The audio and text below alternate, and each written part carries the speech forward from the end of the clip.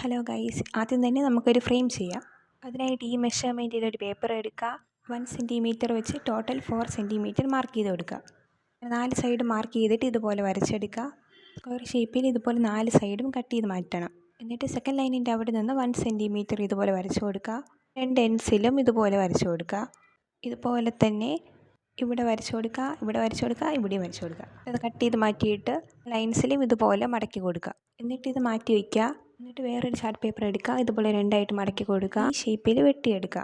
എന്നിട്ട് കുറച്ച് ചരിച്ച് ഇതുപോലെ കുനുകുനാന്ന് വെട്ടി കൊടുക്കുന്നുണ്ട്. അപ്പം നമുക്ക് ഇതുപോലെ ഒരു ഫെദർ കിട്ടും. പിന്നെ അടുത്തൊരു പേപ്പറിൽ ഇതുപോലെ കളർ ചെയ്തെടുക്കുന്നുണ്ട്. എന്നിട്ട് ഇത് നേരത്തെ പോലെ കട്ട് ചെയ്തെടുക്കുക. എന്നിട്ട് ഇത് രണ്ടും വേറൊരു പേപ്പറിൽ ഒട്ടിച്ച് കൊടുക്കുന്നുണ്ട്. പിന്നെ ഇഷ്ടമുള്ളൊരു കോട്ട് എഴുതി കൊടുക്കുക. എന്നിട്ട് നേരത്തെ ചെയ്ത് വെച്ച ഫ്രെയിമിൻ്റെ അകത്ത് ഒട്ടിച്ച് കൊടുക്കുക.